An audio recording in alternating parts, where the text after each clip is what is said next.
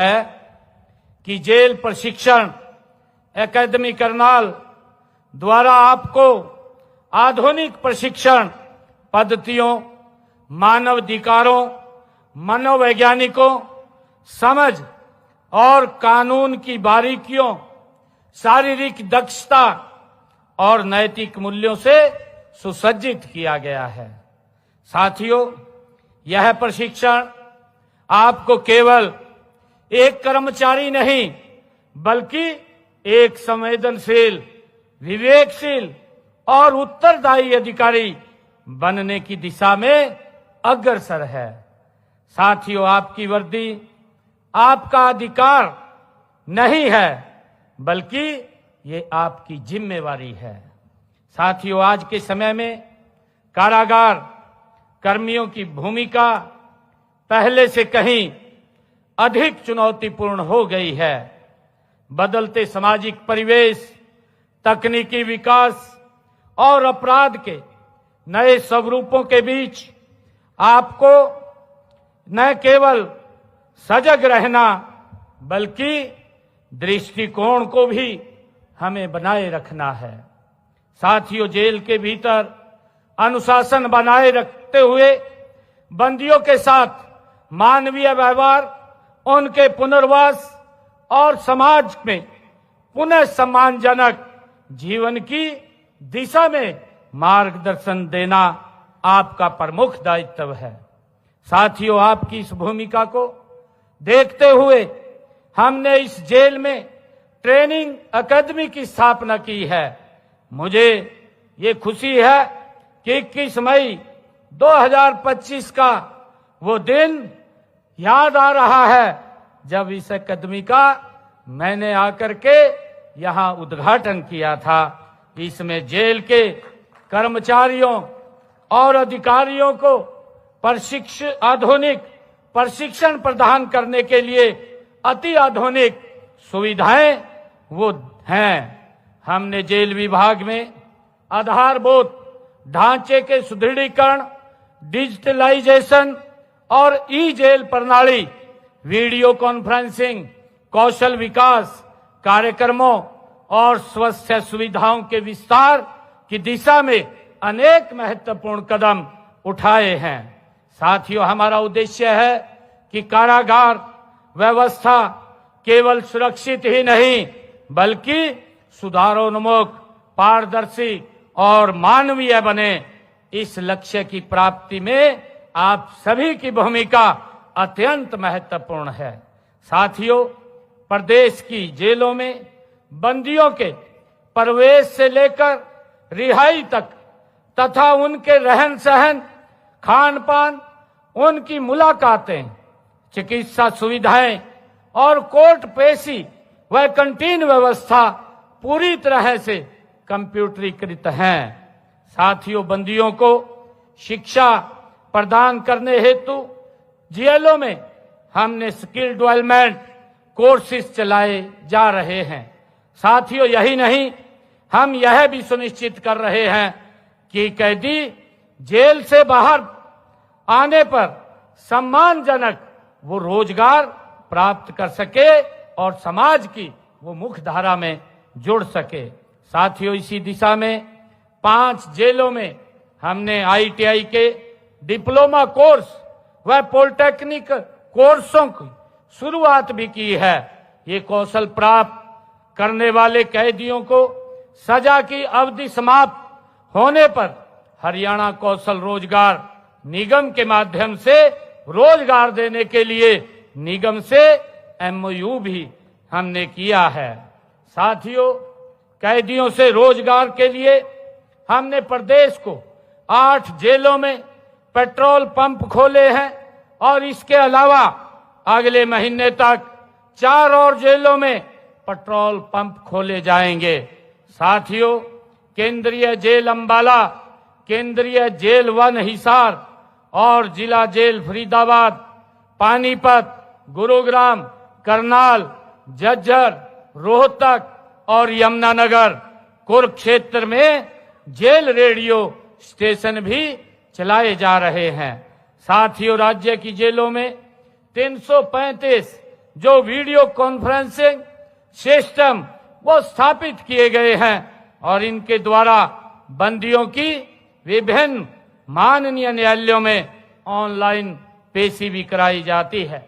साथियों, सभी जेलों में लाइब्रेरी भी स्थापित की गई है जहां पर अच्छी एवं ज्ञानवर्धक पुस्तकें उपलब्ध हैं।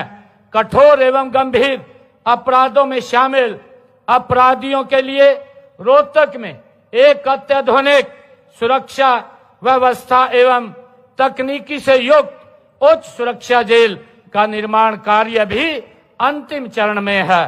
साथियों, मैं आप सभी नव प्रशिक्षित कर्मियों से यह अपेक्षा भी करता हूं कि आप अपने कार्यकाल में सत्यनिष्ठा, अनुशासन और कर्तव्यपरायण को सर्वोपरि रखें। किसी भी परिस्थिति में प्रलोभन, दबाव या भय के आगे न झुकें।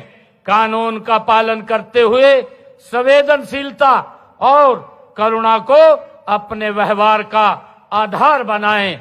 साथियों, आपकी एक सकारात्मक पहल किसी व्यक्ति के जीवन की दिशा को बदल देती है। साथियों, यह भी आवश्यक है कि आप निरंतर सीखते रहें। प्रशिक्षण कभी समाप्त नहीं होता है। अनुभव, अध्ययन और आत्ममंथन से आप स्वयं को और अधिक सक्षम बना सकते हैं। साथियों, तकनीकी का उपयोग, नियमों की जानकारी और मानवीय मूल्यों की समझ आपको एक उत्कृष्ट कारागार अधिकारी बनाएगी। साथियों, सरकार आपकी क्षमता संवर्धन के लिए सदैव प्रतिबद्ध है। मैं इस अवसर पर जेल प्रशिक्षण अकादमी के प्रधानाचार्य और प्रशिक्षकों और समस्त स्टाफ को बधाई देता हूं, जिन्होंने बहुत सीमित समय में आपको उच्च स्तर का ये प्रशिक्षण देने का काम किया है। उनकी मेहनत आज आपकी परेड, अनुशासन और आत्मविश्वास में स्पष्ट दिखाई देती है। यह अकादमी हरियाणा की कारागार व्यवस्था की ये एक रीढ़ है और इसके योगदान को सदैव याद रखा जाएगा।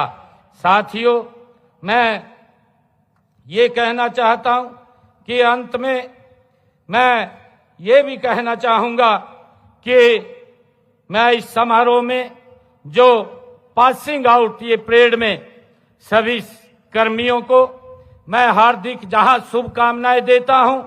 आप जहां भी तैनात हों, अपने कार्य से विभाग, राज्य और राष्ट्र का नाम आप रोशन करें। अपने परिजनों के विश्वास पर आप खरा उतरें और समाज में न्याय, सुरक्षा और मानवता की स्थापना में आप अपनी भूमिका निभाएं। साथियों, आप सभी का यह दीक्षांत समारोह आपके जीवन की एक नई शुरुआत है। मुझे पूर्ण विश्वास है कि आप सभी अपने कर्तव्यों का निर्वहन पूरी निष्ठा, साहस और संवेदनशीलता के साथ करेंगे तथा हरियाणा को एक सुरक्षित, न्यायपूर्ण और मानवीय राज्य बनाने में अपना अमूल्य योगदान आप देंगे।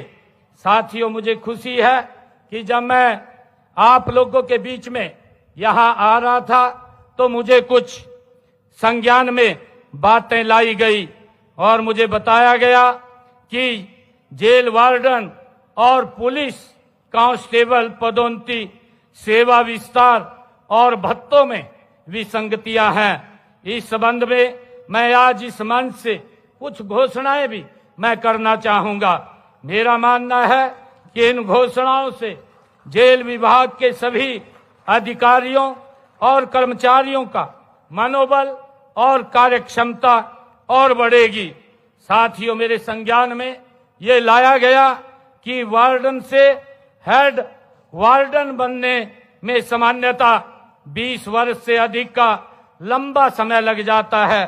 मैं अच्छे सेवा रिकॉर्ड वाले आज ये घोषणा करता हूं कि अच्छे सेवा रिकॉर्ड वाले वार्डों को 18 वर्ष की सेवा के बाद एग्जेम्प्टी हेड वार्डन बनाने की आज मैं घोषणा करता हूं।